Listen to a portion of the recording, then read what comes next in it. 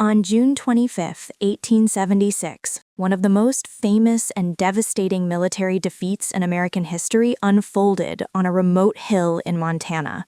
It was a tragedy known forever as Custer's Last Stand, where over 200 soldiers of the U.S. 7th Cavalry were annihilated in a single, brutal hour. When the dust finally settled and the rescue parties arrived at the gruesome scene, they counted the fallen, 210 men. And the horses? Every single horse ridden by Custer's column lay dead, shot down or killed in the carnage. Every one, that is, except for one. Amidst the devastation, a dark bay gelding lay wounded, having been shot several times but breathing. He was found near where his rider, Captain Myles Keogh, had fallen. This horse was given a name that would echo through history: Comanche. He was the only living thing found on that field who had directly witnessed the final, desperate moments of the 7th Cavalry. He was a survivor, and by his very existence, he became a profound and powerful symbol. Why was Comanche spared? How did this quiet, unassuming gelding become the symbol of Custer's tragic cavalry? And what kind of life does a horse lead when his fame is built on the bones of his comrades? Comanche was an American Mustang, a mixed-breed horse of the Western Plains, known for their hardiness, strength, and intelligence. He was likely foaled around 1862 and acquired by the U.S. Army in 1868.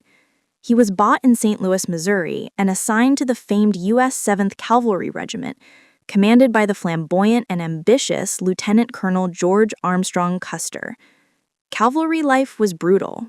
Horses were expected to march 30 miles a day, carrying over 200 pounds of rider, saddle, and gear, across punishing terrain, often with limited feed and water. Only the toughest horses survived. Comanche was tough. Comanche quickly earned his name and reputation in the Indian Wars on the Southern Plains. His dark bay coat and steady temperament made him a favorite. His name, Comanche, was reportedly given to him after a skirmish with the Comanche people in Kansas in 1868. During the fighting, the horse was wounded by an arrow in his hindquarters. Instead of panicking, he carried his rider safely through the action. The cavalry admired his bravery and tenacity. Comanche was eventually assigned to Captain Myles Keogh, an Irish veteran of the Crimean War, who was known for his courage and love of fine horses. The two developed a deep bond, a partnership based on mutual trust forged in the dust and danger of constant campaigning. As we head north to the Montana Territory, it is Keogh who is in Comanche's saddle. By the spring of 1876, the U.S. government was determined to force the remaining independent Lakota and Cheyenne to settle on reservations. The 7th Cavalry was ordered north as part of a major military pincer movement designed to trap the hostiles. The march was grueling. The column moved hundreds of miles through the unmapped territory of what is now Montana. The horses were already worn out from the journey, but their riders, particularly Custer, were driven by ambition. On June 22nd, Custer, leading a force of around 600 men, separated from the main column. He believed he had located a massive encampment on the Little Bighorn River, and he was determined to attack before the Native American forces could escape. As Captain Keogh prepared his troop for the coming engagement, he relied on Comanche's calmness. Keogh was known to be meticulous about his tack and his horse's condition, knowing a healthy mount was his best defense. Custer's plan was to split his regiment into 3 battalions and attack the village from separate directions. Keogh and Comanche were assigned to Custer's personal command, the largest and most forward-moving group. The tragedy of the Little Bighorn was about to unfold, driven by overconfidence and a drastic underestimation of the enemy. The size of the Lakota and Cheyenne village, perhaps 7,000 people and up to 1,800 warriors, was far larger than Custer or anyone in the 7th Cavalry anticipated. On the afternoon of June 25th, the battle began. What followed was not a drawn-out battle, but a frantic, terrifying rout. Custer's battalion, with Keogh and Comanche among them, was quickly surrounded and overwhelmed. The Sioux and Cheyenne warriors, led by figures like Crazy Horse and Chief Gall, executed a devastating counterattack. Cavalry horses were immediately targeted. A dismounted soldier was a dead soldier. The field quickly became a chaos of men fighting for their lives and horses being cut down by rifle fire and arrows.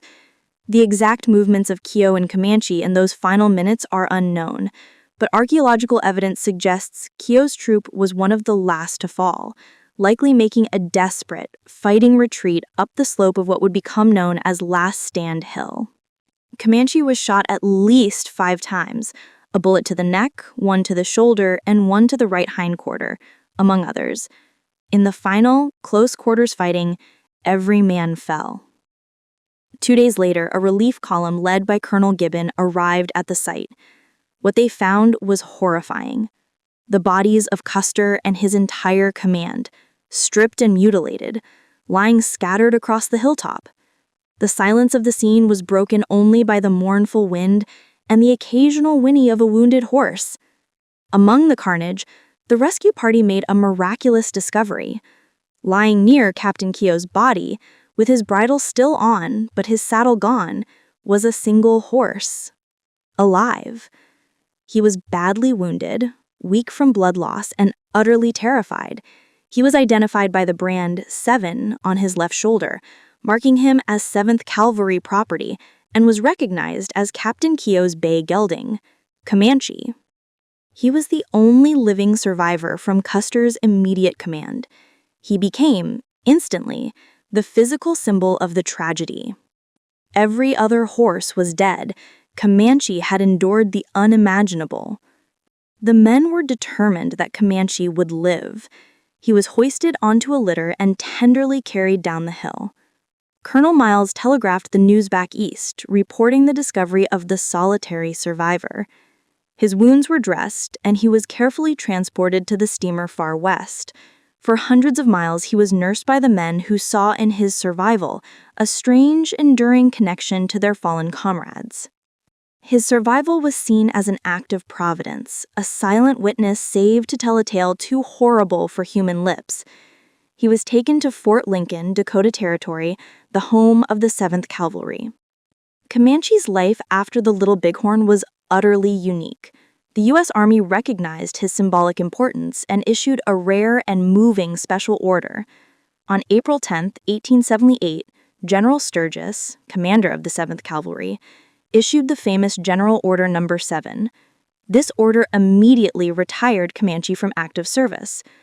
The horse known as Comanche, being the only animal belonging to the troops in the action of the Little Bighorn, June 25, 1876, that escaped, is hereby ordered for life a pensioner of the regiment.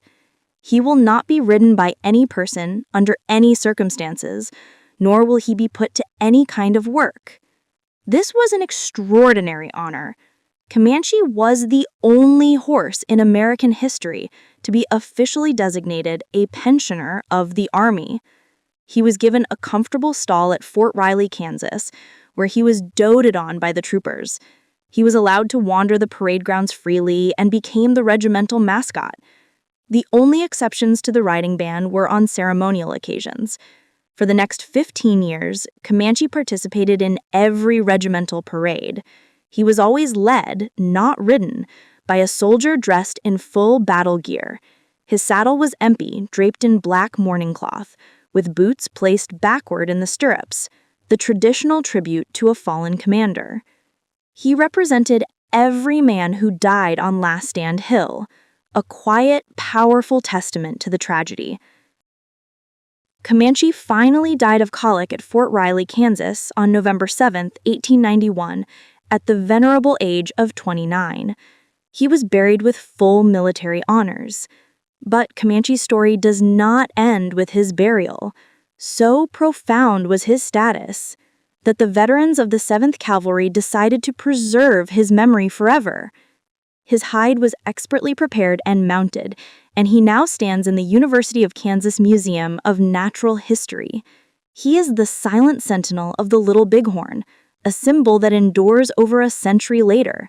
He did not win the battle, but he won immortality. He remains the most famous horse in the history of the American West, the dark bay gelding who, by simply surviving, became the most powerful witness to an epic tragedy. We hope you found this exploration into the life of Comanche compelling. What other forgotten animal heroes of history should Living Horse profile next? Let us know in the comments below. And don't forget to like this video and subscribe to Living Horse for more incredible tales from the world of equines. Thanks for watching.